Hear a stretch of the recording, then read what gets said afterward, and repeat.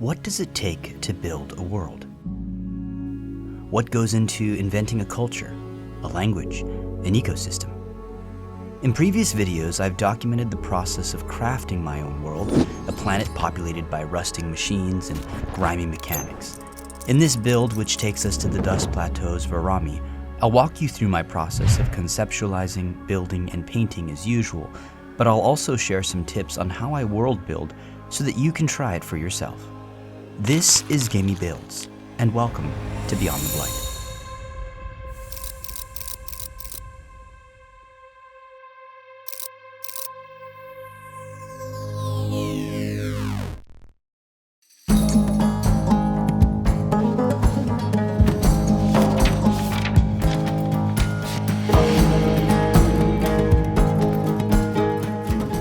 Artists can be inspired by many different things, but for me, images hold the most potential for unlocking ideas. A single provocative image can conjure an entire story, a character, a theme, even a world. For this particular build, partially inspired by these old sedans, I aimed for a long, wedge-shaped vehicle with a simple canopy and dust-streaked windows. During these earliest stages, I knew this would be a desert ship. While I drew, I was searching for unique shapes and thinking about positive and negative space. I also began thinking here about the pilot of this ship. Were they lost? Were they on their way to meet someone? Had the ship broken down? Each choice here is a branching path, and each path leads to a wildly different destination. And it's exactly this overabundance of options that can present one of the first hurdles to artists and world builders: decision paralysis. My suggestion? Roll the dice, pick a path, and see what happens. It's okay to make mistakes. I've never once finished a project and thought, wow, this is perfect. More often, there's some glaring error or oversight that I file away as a lesson learned for the next project. So if perfectionism is holding you back, stop. A thing must exist before it can be good, and you can only get better by first being bad. World building, just like concept sketching, is about experimentation. It's about asking questions and watching the ever-expanding ripples of your decisions. So start the process. Sit back and watch.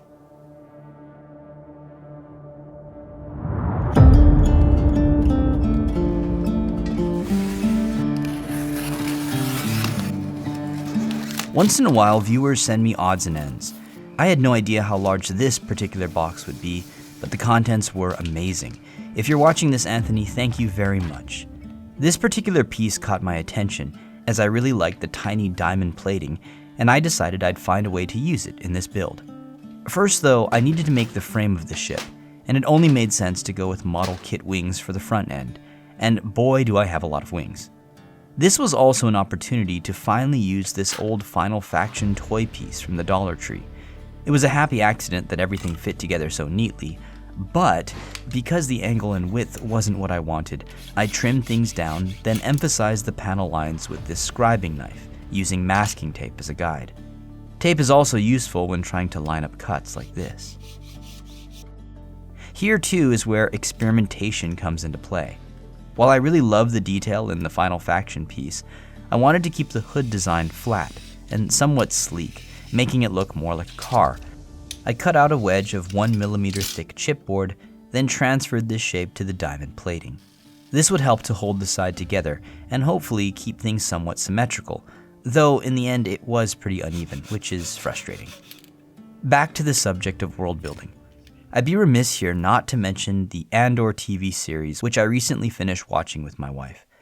We both agreed it was one of our favorite TV shows ever, and not just because of the writing, which is excellent, or the characters, portrayed to near perfection by the actors, or the meticulous set and costume design, but also because of how elegantly it accomplishes its world building. One of my biggest complaints with the Disney sequel trilogy has always been how lazy the writing felt. Instead of characters or organizations coming up with clever, reasonable solutions within the established laws of the universe, the writers just invented new force powers, or had generals do silly, world-breaking maneuvers. In Andor, though, nothing is conjured from thin air. If the Empire needs a certain metal, it has to set up mining operations on a planet, then design a propaganda campaign to convince the galaxy they are entitled to those resources. When writers work within the confines of an established world, viewers become more invested because decisions have weight, operations have inherent risk, and every scene and interaction feels consequential. This is world building at its finest, when instead of undermining a story, it works hard to enhance it.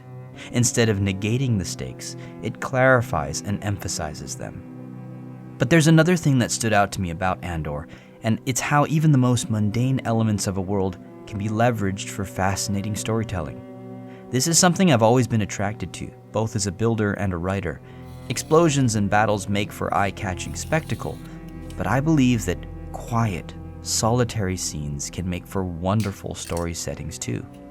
Quietude affords us precious moments of introspection, internal struggle, and vital character development. So if you're wondering why my dioramas and stories tend to focus on everyday people and settings, well, now you know. Once the top front was complete, I moved on to the underside. I wasn't sure how much of this would actually be visible, but it was important to me that these details be present. So I used wheels and this paper template to make several repulsor pads, which helped keep the ship off the ground.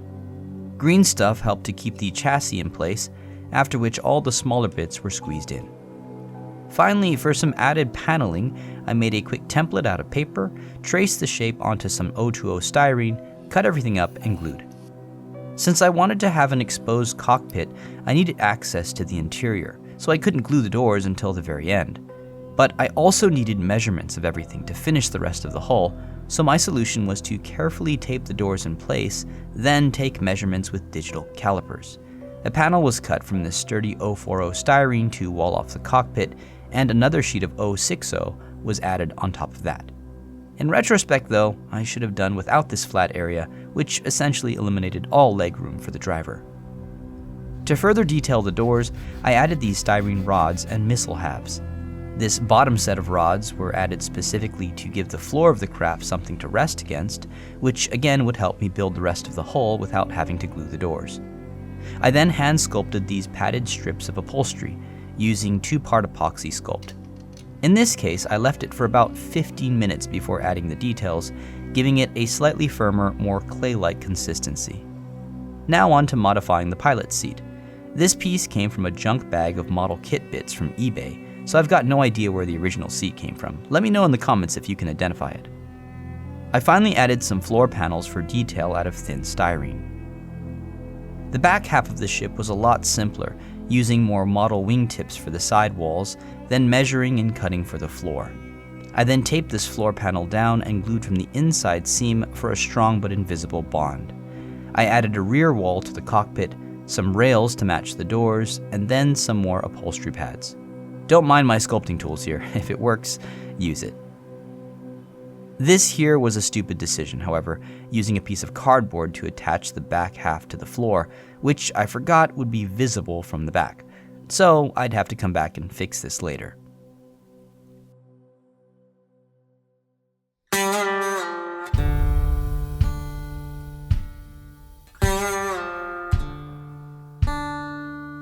An important part of any build is planning the sequence of building steps.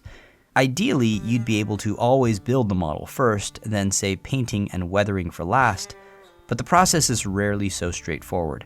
After gluing, some areas become totally inaccessible, so it's important to be constantly thinking ahead and anticipating when these steps should be moved to the front of the queue. In this case, I decided to prime the entire ship at this point, then paint the interior. If the interior was going to be one flat color that would barely be seen through dirty windows, I could have skipped this. But again, an open cockpit complicates everything. My priming process is fairly simple. I use a cheap rattle can enamel paint soaked in warm water for a few minutes to thin the paint as much as possible so it doesn't cover up too many details. I then go in with acrylic paints and an airbrush to add a zenithal highlight, which simply means spraying a light color, in this case white, from the light source, and a darker color from the opposite angle to enhance shadows. I also used this darker color over panel lines and in other crevices. I then went in and airbrushed on the base colors, like various browns and oranges for the upholstery. While I'm no master painter, one tip I can share is the importance of layering multiple colors and thinking about light temperature. For example, in the desert setting of this scene, the light would be a harsh yellowy color, so I was sure to always add a bit of yellow, tan, or orange to the surface's highlights. It's also important to remember that acrylics dry a couple of shades darker than the wet paint, so I tend to push the saturation just a bit further than what looks right to my eye, knowing it'll dry where I want it. After masking off the painted upholstery, I moved on to a flat red color for the ship's interior, then did some small touch-up work by brush.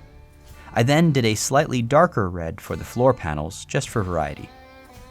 Next, I modified the funnel and turbine for the ship's underside, added this hairspray cap, then some ridges out of styrene. But once again, I realized that I'd have to prime this before gluing, so we'll come back to this later.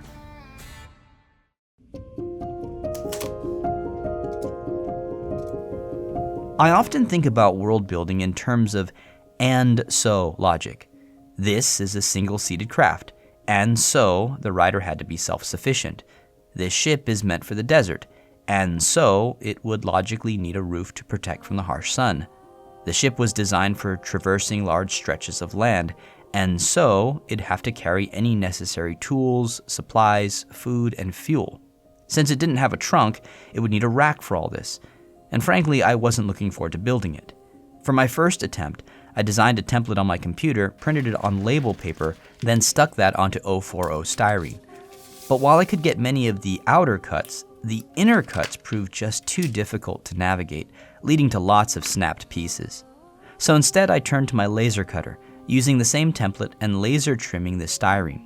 The precision of this machine also allowed me to make some even thinner bits out of an old hot cocoa box.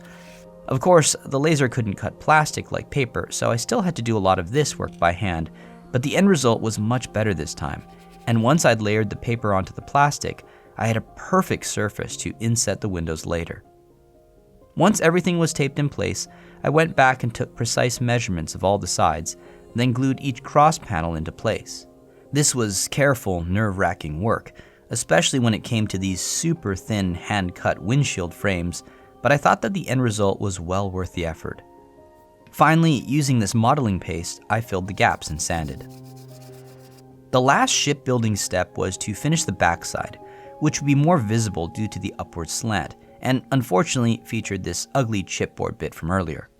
I ended up covering this with a model car bit, a sawed-up Gundam shield, and styrene slats. With the underside complete, I could finally glue down the turbine, with a bendy straw added to connect it to the rest of the ship. Next, various underside bits were added to further elicit the feeling of an old Earth vehicle and add complexity. In the next step, I deviated for the first time from my original concept for what I thought was a very good reason: steering. I began thinking about how the pilot of a vehicle like this would turn the craft. In traditional aircraft, this is achieved by a combination of ailerons, the little flaps on the wings which cause a plane to roll, and the rudder, a flap on the vertical tail which pushes the tail right or left. Since there was no way to add a tail rudder to my ship, I opted for tiny ailerons on either side. Given the power of the turbine engine and the small size of the craft, I'd imagine that these ailerons would have a huge effect on the ship's flight, but I'll leave the design flaws to the experts to squabble over and be satisfied with the fact that steering is now possible. Returning to the canopy, I had yet to design these window sunshades. My first design for these, done in Adobe Animate, was highly decorative, but I felt the style clashed too much with the rest of the design. However, I did like this pattern for floor mats, so I repurposed the pattern here, then went back and added something more traditional for the other covers, like this tress cutout that matched the canopy, and these circle punch meshes for the side shades. The final step of the ship was the glass windows, which were hand-cut from this ultra-thin sheet of acrylic, although gluing these in would be one of the last things I'd do.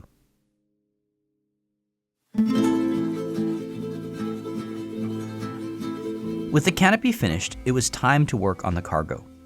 As with the previous step, this meant thinking about what specific items a desert craft would be carrying, starting with this wooden crate made from 040 styrene. Although they inevitably add so much time and effort to a project, I tend to really obsess over these details, because they are just as important in creating a visual narrative as the focal set pieces and characters. Since this craft would be covering large distances, it needed food, water, fuel, kindling, and cooking utensils. For this roof rack, I was able to repurpose this rail from the top of an ATST head and managed to elongate it by swapping out the middle bars with longer bits of styrene. You'll notice that for a lot of these very tiny handmade bits where superglue is used, I taped down a sheet of wax paper, making everything much easier to pick up later. While many items were handmade, I was able to reuse some pieces from previous 3D prints. You may recognize this one from my RC build 2 years ago. This is why I never throw away these old test prints. They often come in handy in unexpected ways later. I also did a bit of sculpting with green stuff, starting with this headrest. Once rolled flat, I gently carved in details, matching the look of the seat as best I could. For the rider's bedroll, I used the same method, first carving in all the seams and wrinkles into green stuff, and then after letting it harden for an hour or so, I rolled it up and added ties out of styrene. Lastly were some tiny containers, bottles, and a thermos. Some of these were made by hand using things like mechanical pencil bits and acrylic tubes. But for the clear bottles, I used Blender to make 3D models, then printed using clear vinyl resin, my first time experimenting with this. While these came out more translucent than transparent, I managed later to really make these look like glass bottles by airbrushing them with various translucent inks, then adding tiny water slide decals. But I'm getting a little ahead of myself here, so let's move on to the human figure.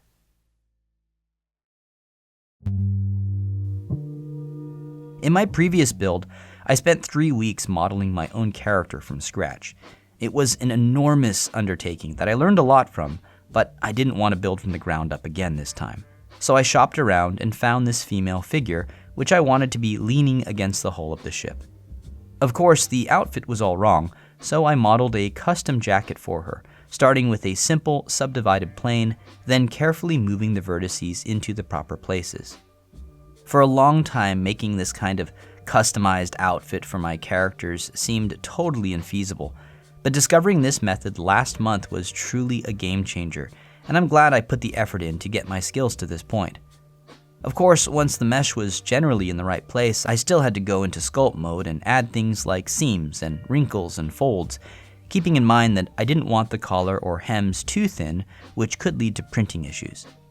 But I found that with time and practice, I've gotten a pretty good feel for what is and isn't possible. And this time around, I actually really enjoyed this process. I think that's another key to this whole thing worth sharing. You have to enjoy the journey. If you're just in it for the results, you're going to run out of steam. To make a world feel lived in, these little details count. While I don't think it's necessary for every single detail to be thoroughly figured out, it should give an overall sense of functionality and purpose. It can also be helpful to draw inspiration from parallel cultures, in this case, cowboys and private pilots. With all the items finished, I used planes to slice the figure's head, torso, and legs into separate objects, which would make printing faster and painting easier. I then modeled a hat, which obviously bears a strong resemblance to something a cowboy would wear, but ultimately it was chosen for the setting, since the harsh desert sun would require lightweight headwear with a wide brim, so it was either this or a sombrero. Although I was pleased with the result of this first print, I quickly realized she was just too large for my ship, so I scaled her down by 10%, reprinted, then began the usual process of cleaning up the model with sanding sticks. This version looked much better next to the hull, though the boots failed to come out properly, so I printed them separately, then attached with paper clips and sculpted green stuff. Aside from the figure, I also modeled these dashboard dials for the ship, a throttle control, and these vent chambers, which were glued first, then connected with styrene rods to simulate piping. It was so exciting seeing all the finished pieces laid out like this, and this meant it was time to move on to the final stage of building, the base.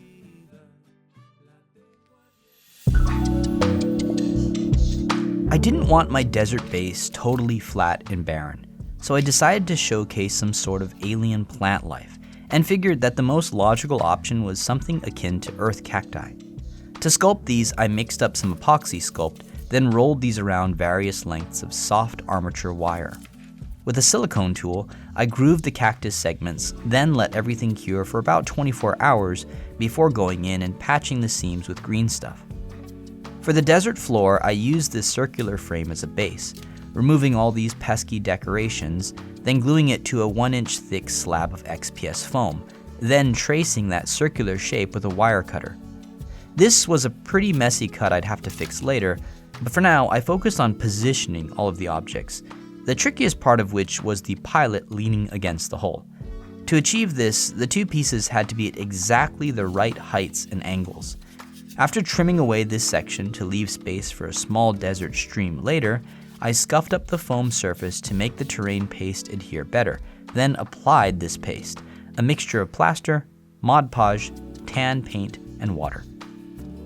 While still wet, I added rocks, pebbles, and other grit, all of which were leftover plaster bits from previous builds. After repairing the rough edges with modeling paste, I taped everything down to get ready for priming. I then took it outside and primed with cheap rattle can gray. Everything came out fantastic, though I did eventually feel that my sculpted cacti weren't up to snuff, so I later came back, learned how to use the particle feature in Blender for these thorns, and custom modeled these cacti, which came out so much better. It was now on to hand painting and assembling all of the many items involved in this diorama. So please, sit back, relax, and enjoy my newest Beyond the Blight short story.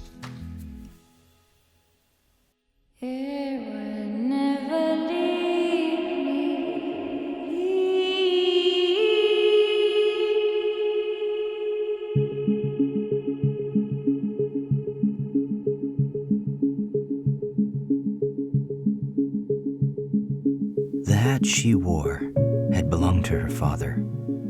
Its smell reminded her of him, the sticky sweet grass wax that kept it waterproof, the wax she kept in a red tin clipped to her belt, and after all these years she still caught herself teasing it open with calloused fingers when the air was heavy and humid and the threat of rain waited on the horizon in a wall of clenched fists. The hat looked like her father's skin, sun-dark and tough and wrinkle-webbed, every crease a story, written in a language she had never been able to decipher. She'd once thought that by now she'd come to understand, but some mysteries just didn't surrender. Some locks didn't have keys. When the stiff desert wind caught the brim of her father's hat and flopped it down over her eyes, she could feel his large leather palm shielding her face from the sun as he taught his little girl how to block the water's glare and spot the silverfish darting through the green streams. You could live off this land if you were clever enough, and he was. The girl felt a shadow drape around her and looked up and saw a flock of scab-tails drifting overhead, wings drumming the air. The lead flyer craned its neck to size her up with hungry coal eyes, and the girl remembered how her father had once needled one from 50 meters away because it had descended, smelling her fear and desperation as she lay injured in a rocky ditch. It had taken the needle in its neck and had squawked and stiffened and hit the ground dead as a stone. That was the day she'd come home with a broken arm, cradled in a cloth sling, absorbing the worry-stricken stare of her mother. The desert had 1,000 ways to kill you, and her father had known every one of them. It was always the smells that summoned the strongest feelings, the smoky, smoldering campfires and the peppery scent of roasted fish, the bitter aloe leaves plucked from the top of the cacti that her father used to boil for tea on the stove, and of course, the spiced rum, the bottles and crates of rum. From the bottom of those bottles emerged the other father, the decanted animal, the reverse side of the one she half-loved, the one who leaked rage and spit venom, the one whose voice sounded like approaching thunder, the one whose leathery hand wasn't a shield but a weapon, the one who actually boiled leaves because they hid bruises. He'd gotten so angry at her for misreading the weather charts. She'd been only 12, but it had been her job to check for storms before they went out hunting, and when he'd seen those clouds approaching, he'd exploded, and he'd pushed her, and she'd lost her balance and tumbled from the crag where they stood. She'd broken her arm in that fall. Then he'd cursed and yelled and hissed when he heard the scab tails descending, because somehow that had been her fault. She always wondered, was it possible to love and hate someone in equal measures? Maybe it was. Or maybe, like charged particles, the two forces canceled each other out, and all you were left with was the resonance of apathy. The old man had died without ceremony in his own bed. There was only so much mileage you could get out of an abused engine, and a human liver was no different, especially when the fuel you fed into it burned too hot for the system. He'd become jaundiced in the final days of his sickness, his eyes turning as yellow as Arami sand, ankles and knees swelling so that the curves and indentations of his bones yielded to a formless, sloping shape, like desert dunes. She buried him in a shallow pit at the foot of the crag, the rocky ditch where she'd once lain in a crooked heap of limbs, shoulder throbbing as she stared up at the dark eyes beneath the leather brim of a large hat. He deserved a grave, but not a deep one. He'd be found before long, when the Blacktooth slipped from their shadows and caught his scent and started to dig. Whatever was left, the Scabtails would find the next morning, and the circle would be closed. The desert had 1,000 ways to kill you, and her father, well, he'd been one of them.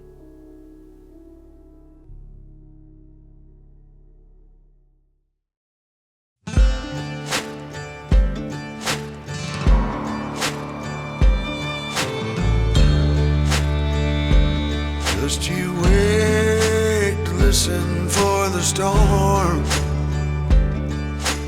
Hear the difference in the wind. When dark clouds form and start to turn, I'll run again. Far away when the hurricane comes in. Thank you all so much for watching. I learned so much during this project, and I hope you enjoyed my explanation of the world building side of my designs. As always, I love to hear your tips and constructive criticisms, so feel free to let me know your thoughts. If you'd like to support my work, consider visiting my Patreon page or my website, gameybuilds.com, where I personally produce and ship merch based on my designs. Until next time, this is Gamey Builds. Over and out.